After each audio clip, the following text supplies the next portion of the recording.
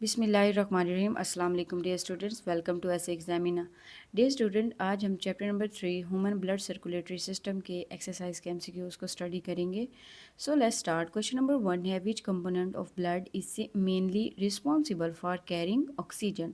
खून का कौन सा हिस्सा है जो कि ऑक्सीजन कैरी करने का जिम्मेदार है। ऑप्शन ए में है वाइट ब्लड सेल्स। बच्चों, वाइट ब्लड सेल्स खून का वो हिस्सा है जो कि पैथोजेंस या कोई भी डिजीज़ होती है बॉडी के अंदर तो उसके अगेंस्ट फाइट करते हैं। यानी कि वाइट ब्लड सेल्स जो है हमारी बॉडी का डिफेंस सिस्टम है। ऑप्शन बी है प्लेटलेट्स। बच्चों, प्लेटलेट्स जो है ये खून का वो हिस्सा है जो ब्लड क्लॉटिंग के रिस्पॉन्सिबल होते हैं। ऑप्शन सी है red blood cell. Red blood cells जो हैं बच्चों ये एक आयरन रिच प्रोटीन कंटेन करते हैं, that is haemoglobin.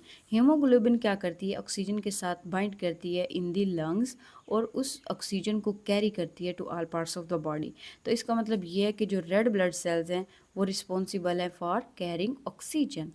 Question number 2 है, a person with low platelet count is likely to face difficulty in. एक ऐसा शख्स जिसमें प्लेटलेट्स की तादाद कम हो गई है उसको कौन सी मुश्किल का सामना करना पड़ता है।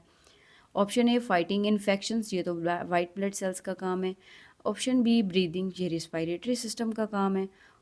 क्लोटिंग ब्लड, मैंने ऊपर भी आपको बताया कि प्लेटलेट्स किस चीज़ के रिस्पॉन्सिबल हैं, ब्लड क्लोटिंग के रिस्पॉन्सिबल हैं।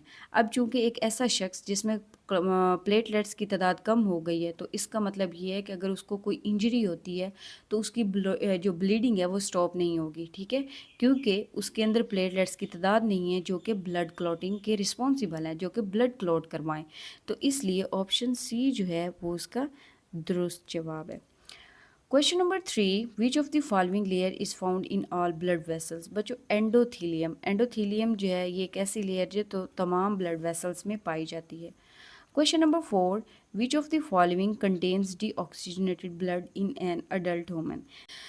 कौन सी नाली है खून की जो कि डीऑक्सीजनेटेड ब्लड कंटेन करती हैं। देखिए बच्चों, वैसे तो जितनी भी आर्टरीज़ होती हैं मोस्टली आर्टरीज़ जो हैं ऑक्सीजनेटेड ब्लड कैरी करती हैं और कंटेन करती हैं, ठीक है, लेकिन पल्मोनरी आर्टरी वो ऐसी आर्टरी है जो डीऑक्सीजनेटेड ब्लड कंटेन करती है।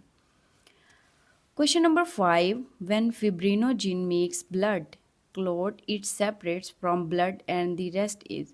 देखिए बच्चों, फिब्रिनोजिन एक ऐसी प्रोटीन है, ठीक है, जो कि क्या काम करती है, ब्लड को क्लॉट करवाती है, ठीक है। अगर इसको ब्लड से सेपरेट कर लिया जाए तो बाकी पीछे क्या बचेगा, बाकी पीछे बचता है सीरम, ठीक है, उसको क्या कहेंगे, सीरम कहेंगे। Question number 6, which heart chamber has the thickest walls. कौन सा जो हार्ट का चैम्बर है जिसकी जो वॉल्स हैं वो थिकेस्ट होती हैं, सबसे ज़्यादा मोटी होती हैं, दैट इज़ लेफ्ट वेंट्रिकल। बच्चों, लेफ्ट वेंट्रिकल जो है इसकी बहुत ही स्ट्रॉन्ग, लार्जेस्ट और थिकेस्ट वॉल्स होती हैं ताकि ये जो है एक बहुत बढ़िया प्रेशर से जो है ना ब्लड को पंप कर सके, ठीक है, एक अच्छे प्रेशर से, क्योंकि इस ये प्रेशर जो है ना इसने बहुत ज़्यादा लगाना होता है, इसलिए इसकी जो वॉल्स होती हैं वो थिक होती हैं। Question number 7, the exchange of materials between the blood and tissues occur in. Material का एक्सचेंज होना यानी मवाद का तबादला ब्लड और टिश्यू के दरमियान कहाँ पर होता है, तो ये होता है कैपिलरीज़ के अंदर। ऑप्शन सी जो है इसका दुरुस्त जवाब है।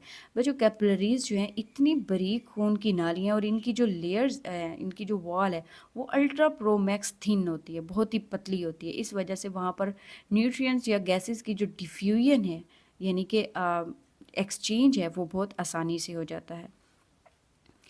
क्वेश्चन नंबर 8 है, all veins carry deoxygenated blood except the dash vein. जितनी भी वेन्स होती हैं वो कौन सा खून कैरी करती हैं, डीऑक्सीजनेटेड ब्लड को कैरी करती हैं, लेकिन एक वेन ऐसी है जो कि ऑक्सीजनेटेड ब्लड कैरी करती है, दैट इज़ पल्मोनरी वेन, ठीक है, that is pulmonary vein. Option C इसका दुरुस्त जवाब है। क्वेश्चन नंबर 10 है, if the bicuspid valve is damage which flow of blood will be affected. बच्चों, इसका जो है ऑप्शन ए दुरुस्त जवाब है, from left atrium to left ventricle. ये मैं आपको डायग्राम की मदद से समझा देती हूँ। यहाँ पे देखें, ये है बाइकस्पिड वाल्व। अगर ये बाइकस्पिड वाल्व जो है डैमेज हो जाता है तो ये ब्लड फ्लो जो लेफ़्ट एट्रियम से लेफ़्ट वेंट्रिकल की तरफ है इसका फ़्लो जो है वो अफेक्टेड होगा। क्वेश्चन नंबर 9 है myocardial infection is due to blockage of blood flow in. बच्चों, मायोकार्डियल इन्फेक्शन को हार्ट अटैक भी कहते हैं। तो ये कौन सी खून की नाली है जो कि ब्लॉक हो जाती है जिसकी वजह से हार्ट अटैक होता है। पहले इसका मतलब समझते हैं। मायोकार्डियल का मतलब होता है हार्ट मसल्स, एंड इन्फेक्शन का मतलब होता है डेथ ऑफ टिश्यूज़। यानी कि ओवरऑल इसका मीनिंग ये बना कि डेथ ऑफ मसल्स टिश्यू। ठीक है, हार्ट के जो मसल्स टिश्यू हैं उनकी डेथ हो जाना। इसमें होता क्या है कि ये जो कोरोनरी आर्टरी है ये ब्लॉक हो जाती है। कोरोनरी आर्टरी वो आर्टरीज़ हैं जो कि ब्लड को डायरेक्टली ऑक्सीजन और न्यूट्रिएंट सप्लाई करती हैं। जब ये ब्लॉक हो जाती है तो क्या होता है कि जो हार्ट के मसल्स के टिश्यूज़ हैं उनकी डेथ हो जाती है, जिससे हार्ट अटैक हो जाता है। तो इसका ऑप्शन ए जो है वो दुरुस्त जवाब है, from left atrium to left ventricle.